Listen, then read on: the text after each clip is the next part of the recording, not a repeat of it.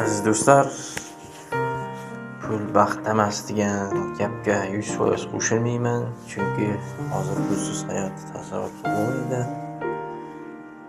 Qorin to'qlash uchun pul kerak, oilani boqish uchun pul kerak.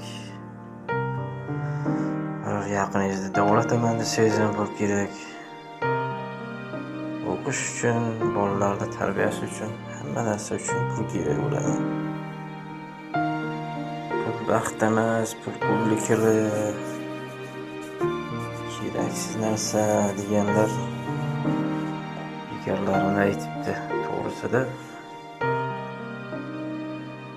pulsiz hayotni tasavvur qilish qiyin menimcha. U dangasalarda udab topgan gapi.